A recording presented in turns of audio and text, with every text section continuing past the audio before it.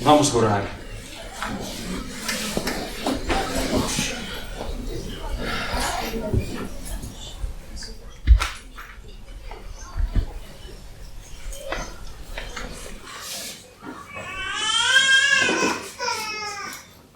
Amo o Senhor teu Deus com todo o teu coração, com toda a tua alma e com todo o teu entendimento.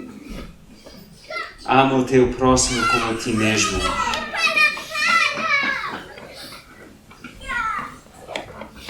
Deus, transforma-nos para que aprendamos a amar-te, nosso Senhor, com todo o nosso coração, toda a nossa alma e todo o nosso entendimento.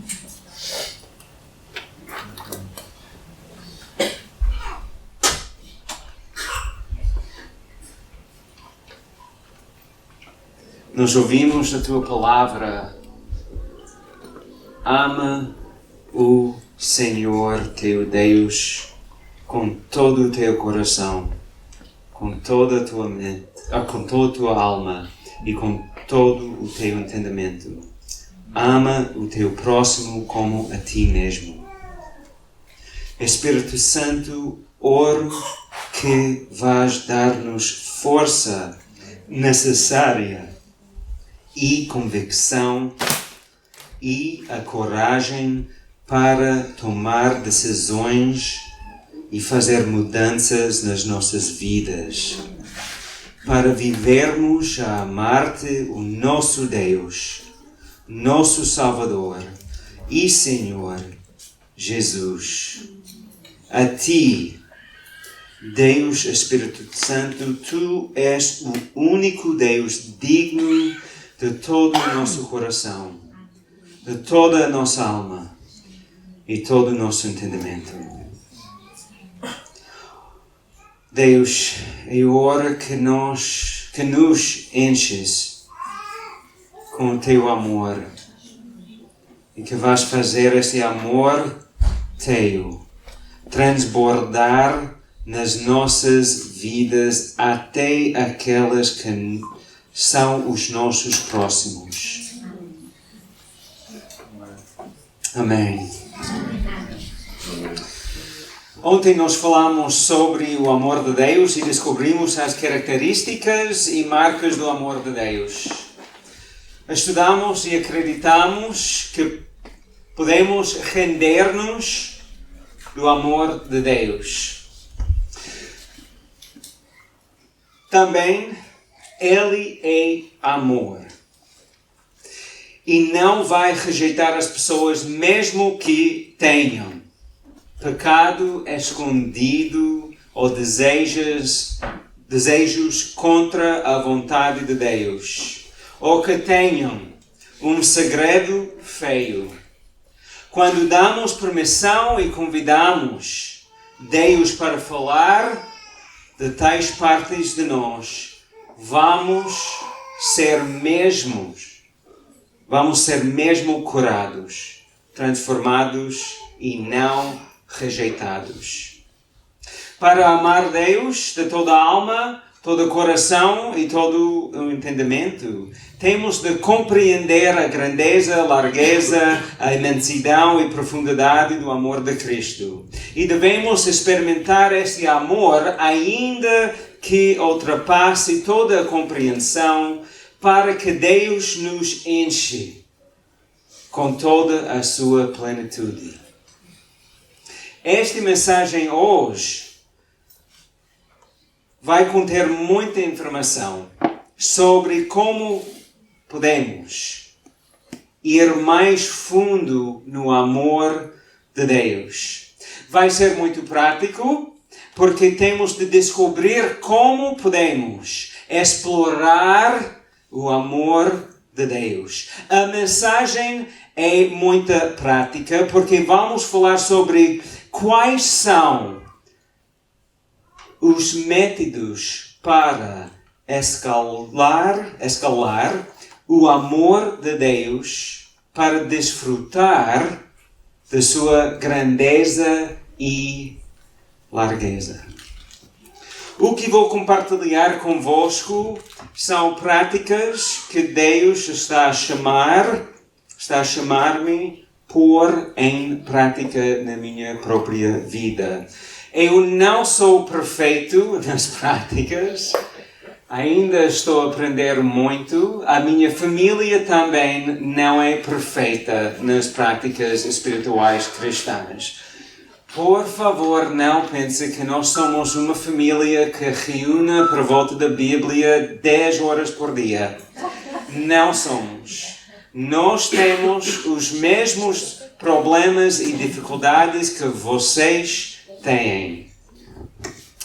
O que podemos fazer para ter uma visão suficiente para compreender a imensidão do amor de Deus?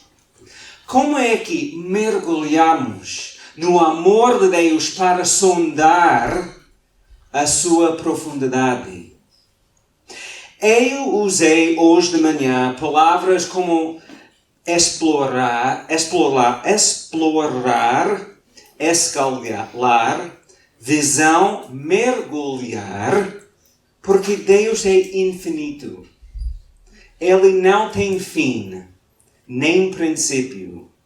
Nunca vamos chegar ao fim de Deus. Quando se descobre uma verdade sobre o nosso Senhor e seu amor, há muito mais para investigar. Quando Deus leva a um ponto, depois de estar ali, Ele vai dizer, pode ir mais fundo, tenho mais outra coisa para revelar. E Ele nunca vai contradizer a tua palavra, mas Ele sempre vai revelar mais sobre quem Ele é e o seu amor. Nunca vamos chegar ao fim de Deus. Para as pessoas que já estão a andar com Cristo muitos anos, tu podes ir mais fundo no amor de Deus. Para pessoas que hoje estão a começar a caminhar com Jesus, há uma experiência, uma aventura em frente de ti que é incrível. Mas antes de mergulhar e escalar e explorar, gostaria que pensássemos e respondêssemos a uma pergunta importante que vou fazer. O que está a impedir-nos de experimentar esse amor que ultrapassa toda a nossa compreensão? O que está a impedir-nos de experimentar o amor de Deus que ultrapassa toda a nossa compreensão? Quais são os impedimentos nas nossas vidas para não experimentarmos esse amor que ultrapassa toda a nossa compreensão? Quais são os meios que o nosso adversário usa para nos distrair? Qual é o ritmo da vida ou regra da vida que o adversário usa para nos distrair? Richard Foster escreveu que o maligno tem especialização em 3 áreas: ruído, pressa e multidões. O psiquiatra, obrigado, Carl Jung, observou: a pressa não é do diabo, é o diabo. A nossa vida tem muito barulho. muitas atividades, muitas coisas que estão a chamar a nossa atenção para distrair-nos. Num artigo chamado Cuidado com as Distrações, o autor fala sobre o fato que somos facilmente distraídos. Uma avaliação sincera, pode mostrar que as coisas com que nos distraímos nem sempre são más. Em si mesmos não são más, mas são ruído que não merecem tanto tempo e criam um ritmo de vida cheia de distração. As redes sociais, por exemplo, é muito importante que eu vou ver os meus amigos nas redes sociais. Aquelas reels. Gasta tanto tempo ali. É importante. Se eu não colocar ali um like, ou gosto, ou não gosto, ou quando eu fazer um post e pessoas não estão a gostar, fogo meu, o que vou fazer? Ninguém está a gostar de mim, de nós. Opa, o que eu vou fazer? Também tem atividades para nós que temos filhos, atividades em que os nossos filhos têm de participar porque vão perder uma oportunidade se não estão a participar. E se não participarem, vamos arruinar e destruir as suas vidas. Que é uma mentira. Ou há séries na televisão, Netflix, eu tenho de ver porque todos os meus colegas estão a ver também e eu tenho de ter a habilidade de conversar com elas. E também, tenho de estar na igreja para uma reunião e mais outra reunião depois daquela reunião. Tenho de trabalhar. Tenho de estar na faculdade, tenho TPC, a minha família quer isto ou aquilo, e este fim de semana tenho um retiro da igreja ao qual não posso faltar. Amém. E também os nossos amigos querem tomar um café, jogo futebol e tenho treinos. Os meus irmãos, há muitas distrações que em si mesmas não são más. Mas toda esta multidão de vozes, atividades, pessoas, informações, tornam-se distrações que ocupam as nossas almas, mentes e os nossos corações. Exploramos, mergulhamos nas coisas que causam cansaço mental, físico, emocional e espiritual. Porque nós esquecemos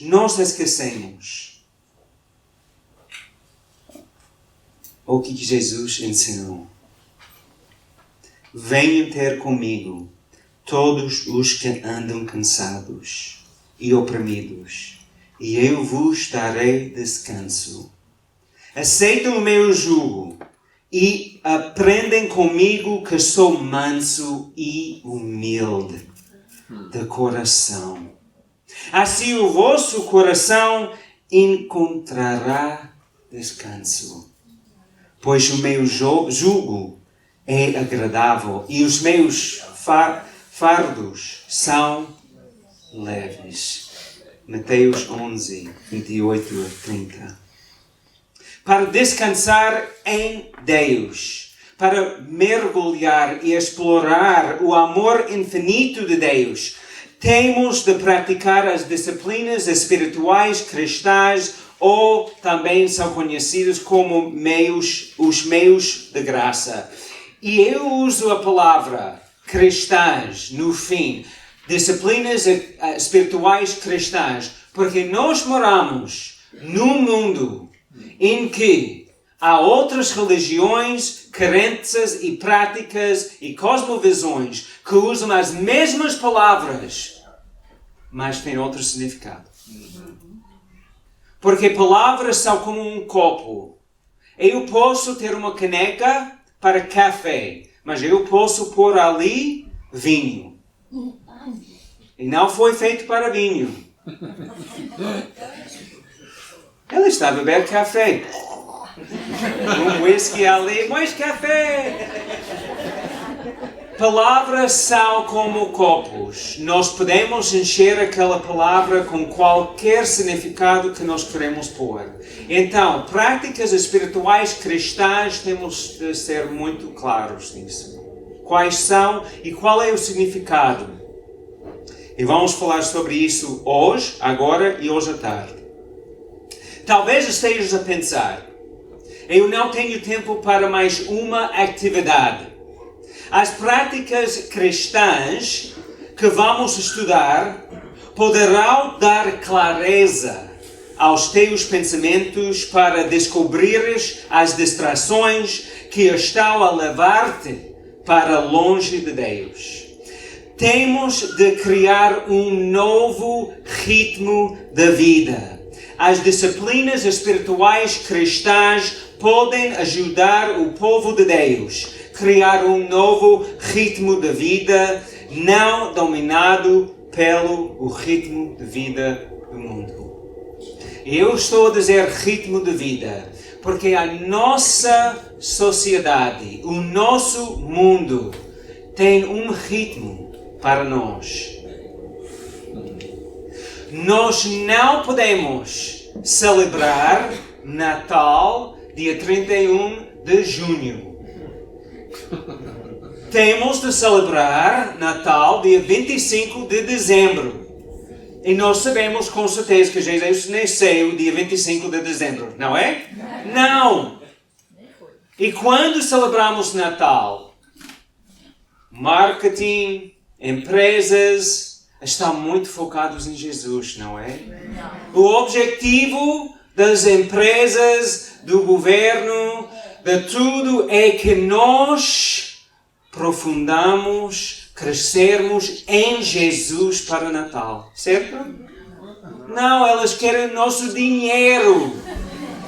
E quando é que começa os saldos para comprar aquela prenda que teu marido, a tua mulher, os teus filhos vão ver e saber, finalmente me ama.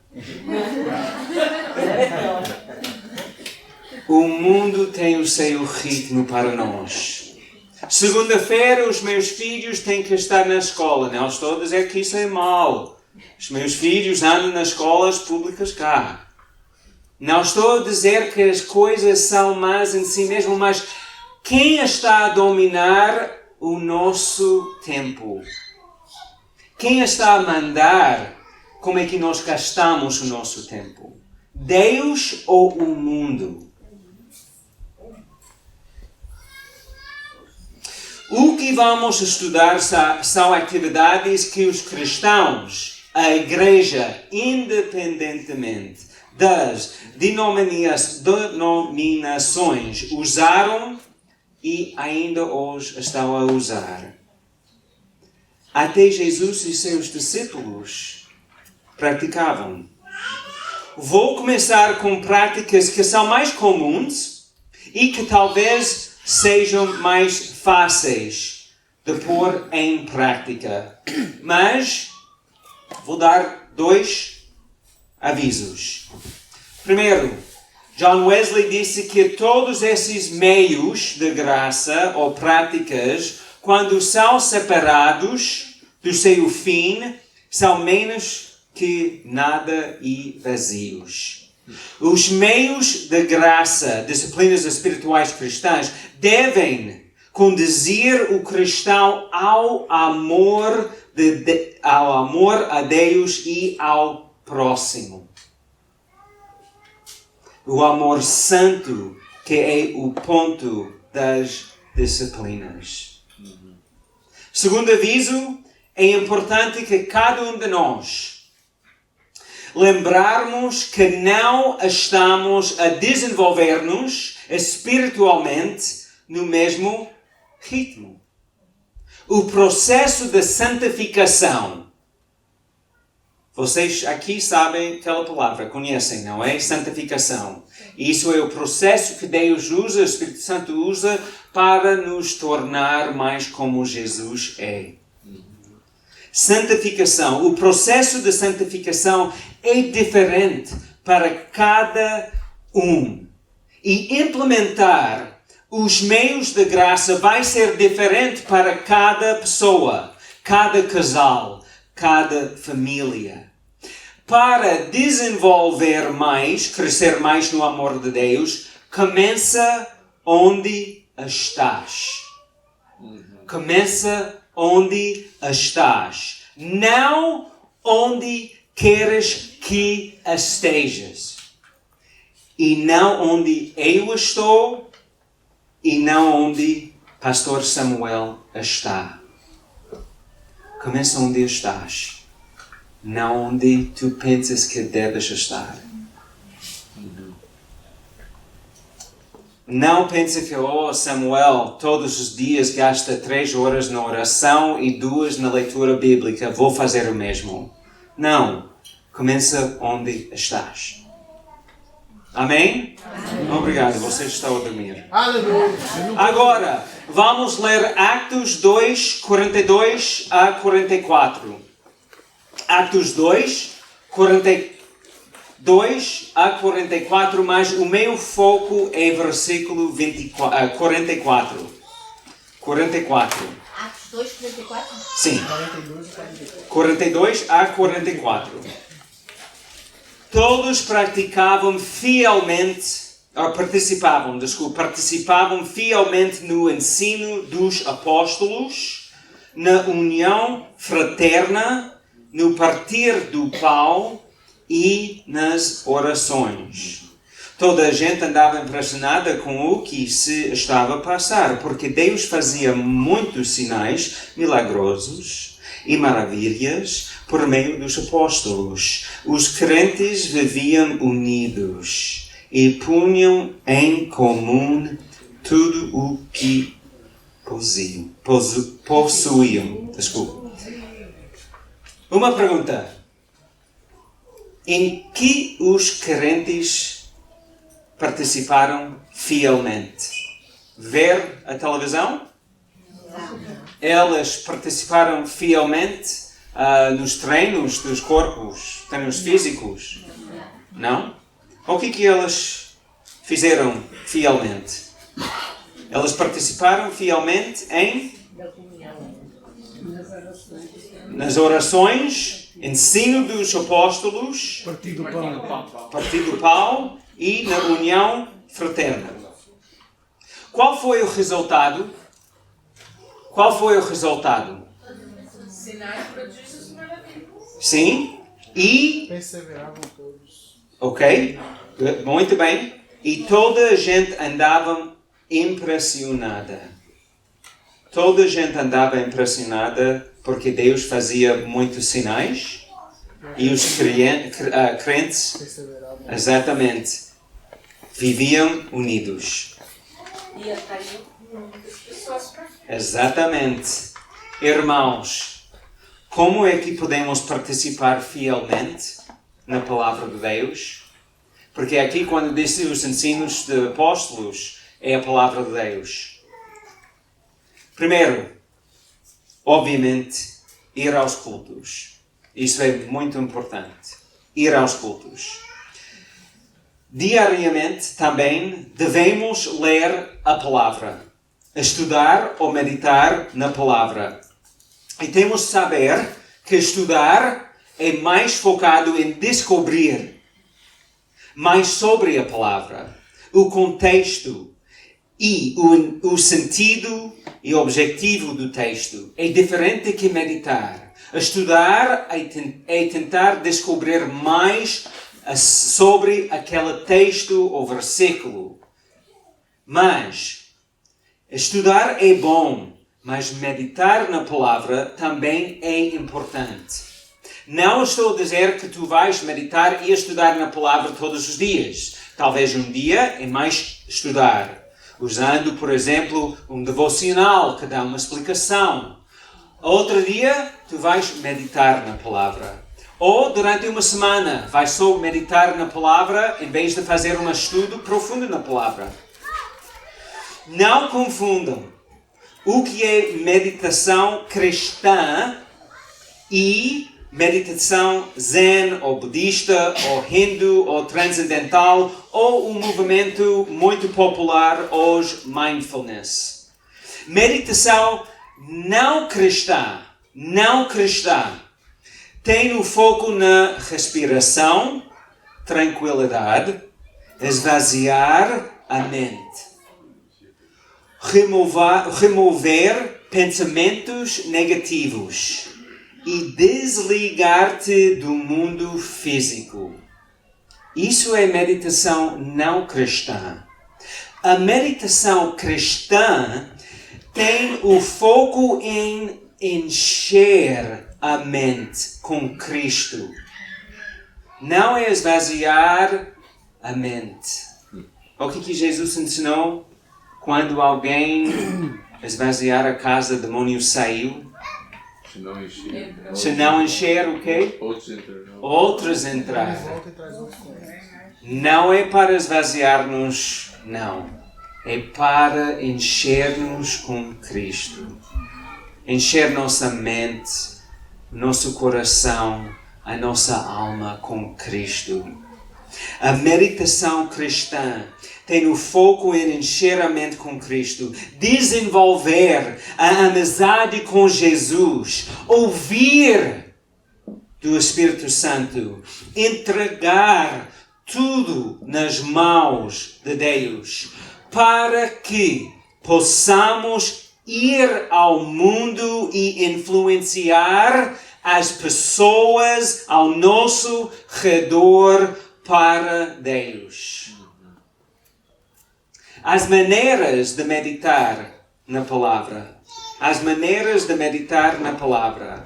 Primeiro, vou falar uma coisa que é fácil, mas não é fácil. Para as pessoas, famílias, casais, vou começar convosco. Devocional em família. Não deixem que o ritmo do mundo decida que vocês não têm tempo para ler a palavra juntos ou estudar a palavra juntos. É muito importante identificar os momentos. Agora, eu não estou a dizer que vocês têm que gastar 1 hora na palavra todos os dias. Às vezes, para a minha família, quando nós viemos cá de Moçambique há 9 anos, em Moçambique, todos os dias, antes dos nossos filhos irem para a cama, lemos a Bíblia, oramos. Antes de sair para a escola, oramos. Nós tomamos pequeno almoço juntos, almoçamos juntos e jantamos juntos.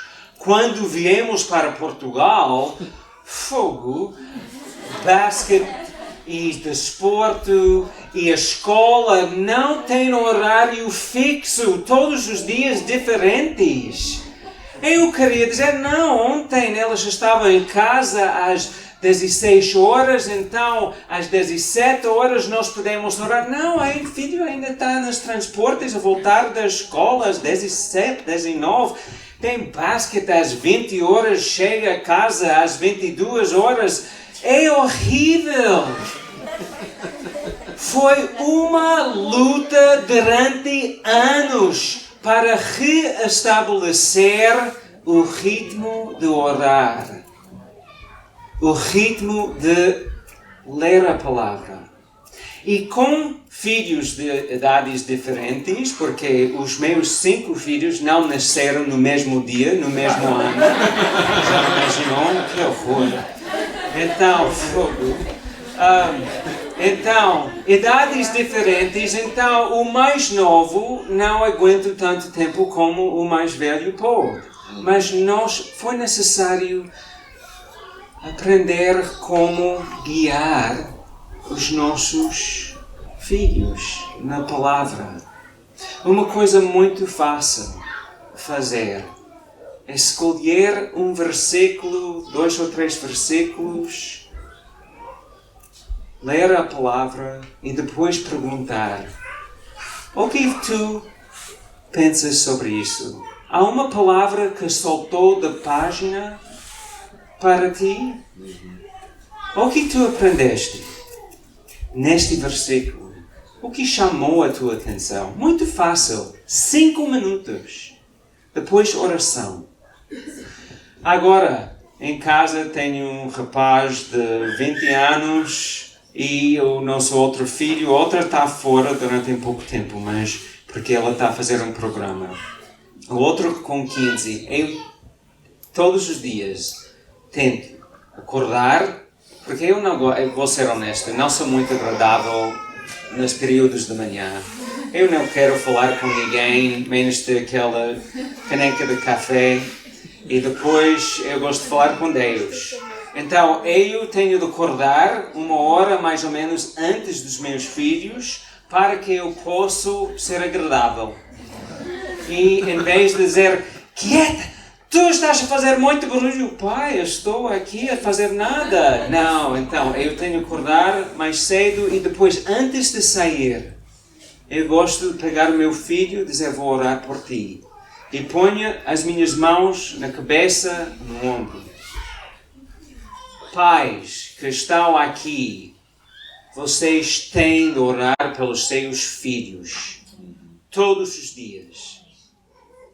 Se não for possível todos os dias, faça mais ou menos. Um dia sim, um dia não. Vocês têm de tomar posse na tua casa sobre a liderança espiritual. Se há mulheres aqui que são casadas com homens não cristãos, tu és responsável para orar pelos seus filhos. Antes do filho sair da casa, ora. Quando nós viemos, isso não está escrito aqui, não sei porque Deus quer que eu fale sobre isso. Quando nós viemos de Moçambique, o nosso segundo filho, ele estava muito ligado com os seus amigos em Moçambique. Ele até hoje considera-se mais moçambicano do que português, e ele considera-se mais moçambicano português em vez de americano. Quando nós viemos para cá, ele estava zangado conosco, zangado com Deus. Ele parou de ler a Bíblia, parou de orar, parou de tomar a ceia. Ele estava zangado. E nós tivemos conversas difíceis sobre como é que liderar com a situação. Fizemos algumas coisas importantes. Nós sempre deixamos os nossos filhos a fazer qualquer pergunta, lançar qualquer dúvida acerca de Deus, e não dizemos isso: não, pode-se perguntar. Não. A nossa casa tinha de ser um lugar seguro, onde elas podiam lançar aquelas dúvidas. Outra coisa que fiz particularmente com este filho, e depois aprendi quando os outros filhos passaram por dificuldades, fiz a mesma coisa. Eu fui, quando o Josias foi para a escola, eu fui para o seu quarto, deitei-me na sua cama e orei. Eu orava que Deus iria proteger o meu filho, que a noite iria dar-lhe sonhos sobre Jesus. Não foi um dia para outro, mas depois de tempo o meu filho voltou para o Senhor. E hoje ele é um pastor de jovens. Pais, mesmo que vocês são casados com não cristãos, vocês têm de orar pelos seus filhos. Os nossos filhos estão a sofrer nas suas escolas de ideias, ensinamentos que não são cristãs. Elas ouçam 6, 7, 8 horas por dia. Tudo o contrário do que nós vamos ensinar por 1 hora ou menos em casa. Nós temos de orar pelos nossos filhos. Bem, devocional em família é importante. Dietrich Bonhoeffer, isso é agora não para a família. Dietrich Bonhoeffer ensinou sobre meditação. Assim como você não analisa as palavras de alguém a quem você ama, mas acredita-as conforme lhe são ditas. Acredita na palavra da Escritura e pondera-a no seu coração, como o fez Maria. Isto é tudo. Isto é meditação. Estás a ver a diferença entre meditação e estudar? A estudar é cavar ali para descobrir mais sobre o objetivo, o sentido, a palavra, o que significa. Meditação é pegar na palavra, um texto, alguns versículos e ler e pensar. Bonhoeffer recomendava passar uma semana inteira num único texto. Isso não é fazer um estudo profundo sobre o texto. É escolher um texto e ler o texto. Ler o texto. Ler o texto.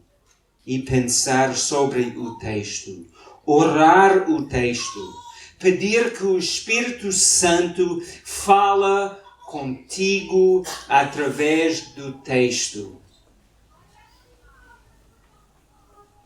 Usar a Bíblia e tua imaginação é outra maneira de meditar na palavra.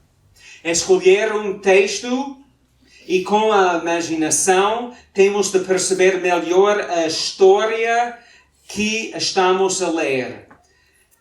Eu vou dar um exemplo disso. Todos abrem, faz favor, as vossas Bíblias em Lucas 8, versículos 40 a 48.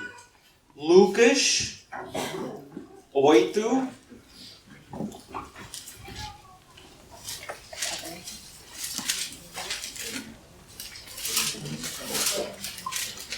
versículo 40.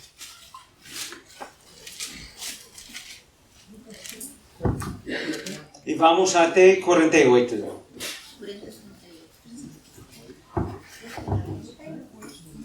Lucas 8, versículo 40. Quando Jesus voltou, foi recebido pela multidão que estava à sua espera. Nessa altura, aproximou-se dele um homem chamado Jairo, que era dirigente da sinagoga. Ajoelhou-se aos pés de Jesus e insistia para que fosse à sua casa, porque tinha uma filha única de cerca de 12 anos de idade que estava à morte. Enquanto iam ao caminho, a multidão apertava Jesus e de todos os lados. Iam lá também uma mulher que havia já 12 anos sofria de uma doença que a fazia perder sangue. Tinha gastado com os médicos tudo quanto podia. Mas ninguém a pode curar. Ela foi para detrás de Jesus tocou-lhe na ponte do manto e ficou logo curada de doença. Jesus então perguntou: quem foi que me tocou? Todos negaram. E Pedro disse: Mestre, é a multidão que te aperta e empurra de todos os lados. Mas Jesus repetiu: houve alguém que me tocou, e eu bem senti que saiu de mim poder. Então a mulher, vendo que não podia passar despercebida, aproximou-se de Jesus, toda a tremer. Ajoelhou-se-lhe aos pés e confessou, diante de toda a gente, a razão por que tocara em Jesus e como tinha ficado curada imediatamente. Jesus disse-lhe: minha filha, a tua fé te salvou. Vá em paz. Quando nós meditamos na palavra usando a nossa imaginação, depois de ler, vou começar a pensar: o que Jesus sentia quando toda aquela multidão estava a apertar nele, estava a aproximar nele? Vou imaginar que eu estava lá, os cheiros, poeira.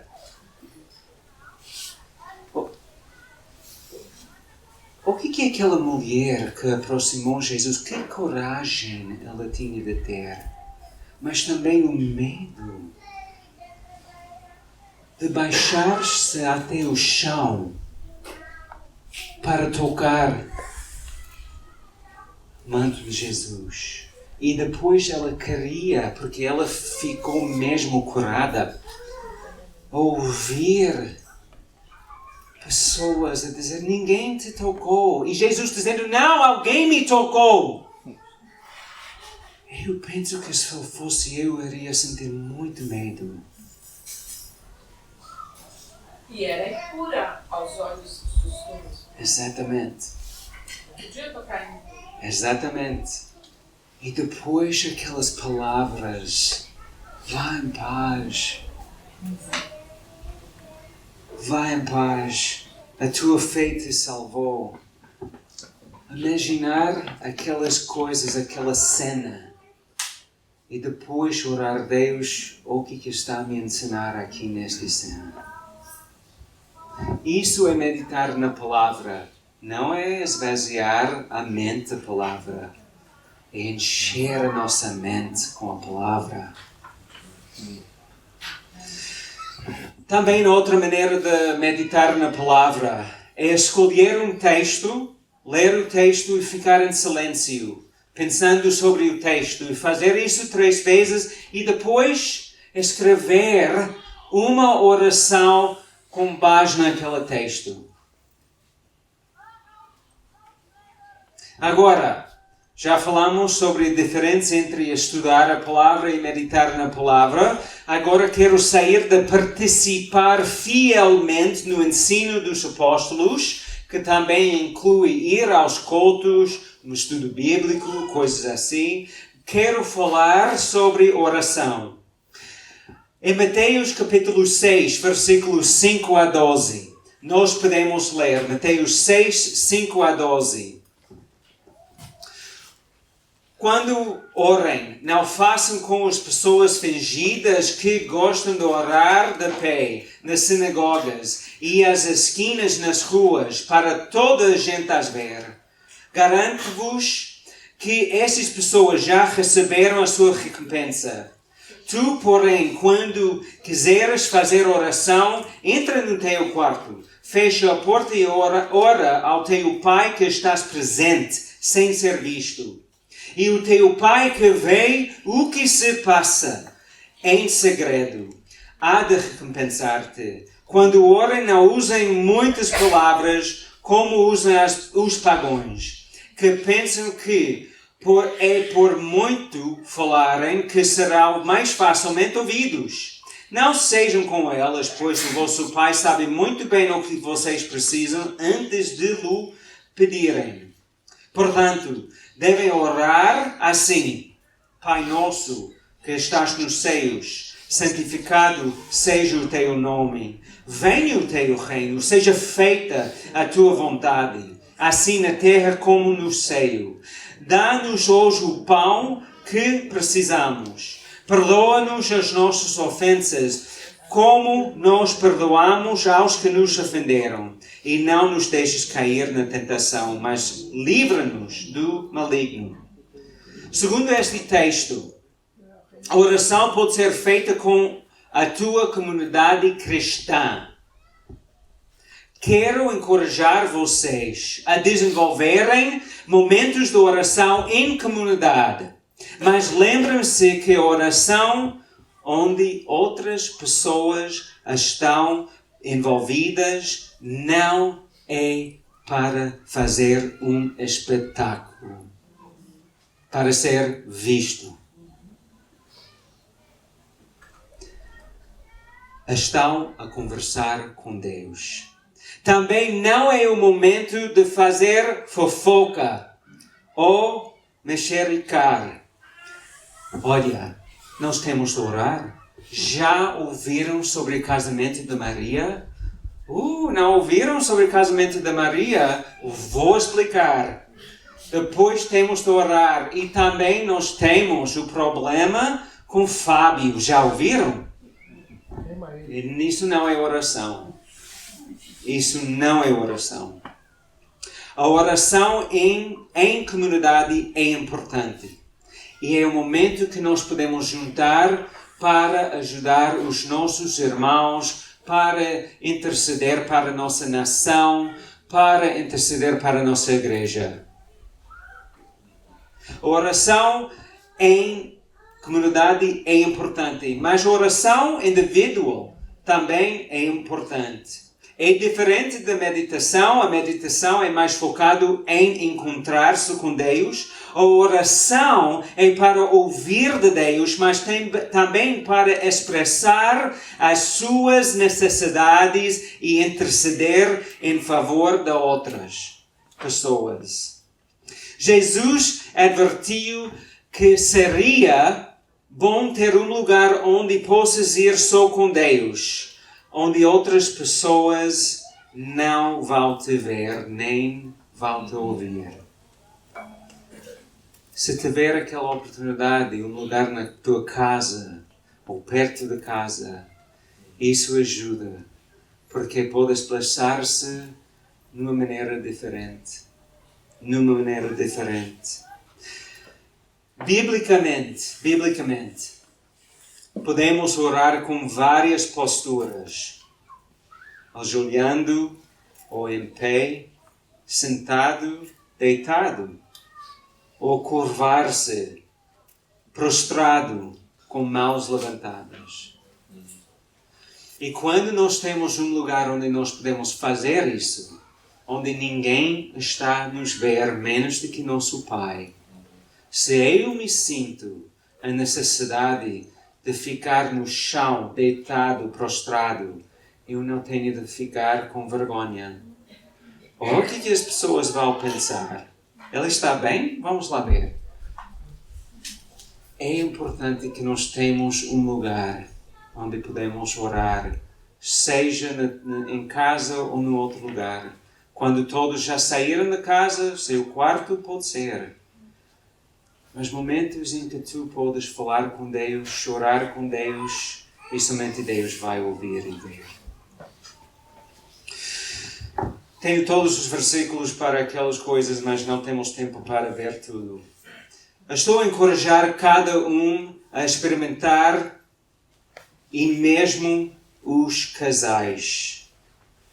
Casais, vocês têm de orar juntos. É difícil? Eu sei que é difícil, porque a oração é uma coisa íntima. E às vezes fico com tanta emoção que para mim, às vezes é difícil orar e chorar em frente da minha mulher. Talvez outros homens não tenham problema com isso. Mas é importante. Eu descobri uma coisa durante os anos de 27 anos de casamento. Às vezes eu pensava que a minha mulher não queria que eu implementasse uma coisa no nosso casamento. Oração, leitura bíblica. Mas depois de falar com ela, a resposta sempre era sim, vamos fazer. Satanás quer distrair-nos para que os nossos casamentos pareçam mais como o mundo e muito menos como ele quer que estejam.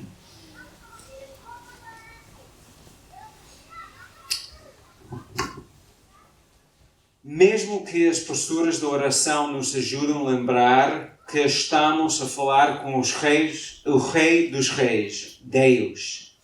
O que é mais importante do que qualquer postura física é a postura dos nossos corações. Temos de verificar a postura dos nossos corações. Como está com o tempo? Tenho mais alguns minutos? Poucos, talvez. Não sei. 10 minutos. Ok, agora vamos para a união fraterna. Isso é muito simples. Conviver com os irmãos em Cristo, ter união com os irmãos. Não vou falar muito sobre isso, mas é bom estar com os irmãos. É bom tomar uma refeição com os irmãos, ou um copo de vinho com os irmãos. É bom celebrar os passos importantes nas nossas vidas com os irmãos. Quem não gosta de fazer isso? É muito bom fazer isso.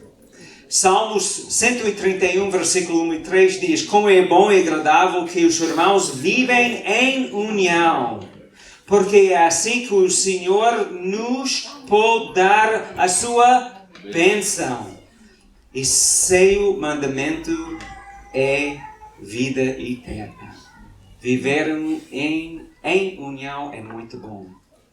Eu quero fazer uma ligação com conviver e orar em comunidade cristã.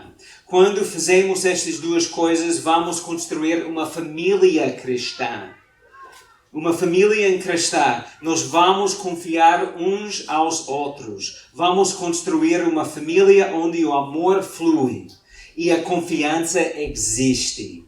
E as pessoas não estão isoladas nem sozinhas. Também a igreja praticou o partir do pão. Celebrar a ceia é o momento mais especial que os primeiros cristãos tiveram e praticaram fielmente. Nós podemos fazer em casa, podemos fazer com o pequeno grupo. A ceia do Senhor é especial. É o momento em que nós lembramos que estamos numa aliança nova com Deus, temos perdão, graça, força, poder, e a nossa esperança é que Jesus vai voltar. Também jejum é importante para nós praticarmos, mas vou saltar aquela ideia de jejuar e quero completar esta lição com mais uma coisa. Celebrar o sábado. O tópico de celebrar o sábado, ter um dia de descanso, para descansar, leva-nos à volta para onde começamos. O que nos impede de experimentar com o amor de Deus. O mundo não quer que nós tenhamos nenhuma hora e nenhum dia para celebrar o nosso Deus. Para não seguir o ritmo do mundo. Marcamos um tempo que reservamos todas as semanas para celebrar o nosso Deus. Pode ser qualquer dia da semana. Não estou a falar somente acerca de ir ao culto. Estou a dizer que temos tempo depois do culto, ou diferente de culto, que reservamos para celebrar o nosso grande Deus. não é o dia em que fazemos tudo que não conseguimos fazer durante a semana, arrumar a casa, fazer as compras, pagar as contas, não. É um dia em que nós dizemos, este dia é para ti, Deus, e a minha família, eu vou celebrar a tua grandeza e tudo que tu fizeste durante a semana e que eu não estou no controle. Quando nós paramos, quando nós temos um dia, ou se por causa do trabalho só pode ser 3 horas, mas um tempo de descanso, tempo para descansar, nós estamos a dizer, Daniel, nós não estamos no controle. Deus está no controle. Amém. E eu confio que o mundo vai continuar, mesmo que eu esteja a descansar. Os meus filhos que não vivem na minha casa, eles vão continuar, porque quem protege os meus filhos? Deus. Amém. Pode ser uma coisa simples, mas na minha família o que nós fazemos nos domingos à tarde, tentamos às 15 horas, temos uma celebração. Nós lemos a palavra, celebramos a ceia do Senhor juntos e depois eu e minha mulher nós abençoamos os nossos filhos. Se temos pessoas que estão a participar conosco, também eu abençoa aquelas pessoas que estão nos visitar. É momento de mostrar que nós somos pessoas diferentes. A tua família, a maneira que vocês celebram, se é casado ou não casado, pode ser diferente. Mas vou encorajar também. É importante que desligamos da tecnologia. É difícil, porque Facebook é tão importante e aquela mensagem que recebi, se não responder imediatamente, João vai ficar muito frustrado comigo. Mas, meus irmãos, nós temos de desligar do mundo às vezes para reentrar no mundo no dia seguinte e ser a luz de Cristo.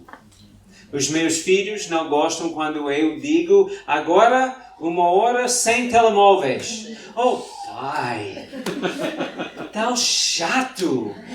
Sim, eu sei que a tua vida é tão importante, mas tu és muito importante também. Mas vamos desligar os telemóveis pelo menos 1 hora e depois 10 minutos tu podes ver tudo e vamos desligar de novo.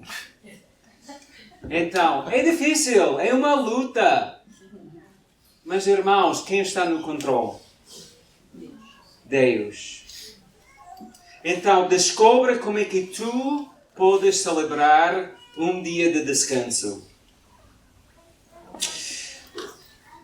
Meus irmãos, temos um Deus que é amor. Ele quer que nós participemos do seu amor. O amor de Deus é completamente diferente de que qualquer amor que vem do mundo ou que vem dos deuses e demônios. O nosso Deus não há igual. Não há igual. O seu amor é incomparável. Mergulhando, desfrutando do amor do nosso Pai, Filho e Espírito Santo. É tão transformador que Satanás quer distrair-nos para que não tenhamos tempo para os nossos próximos e nem para Deus.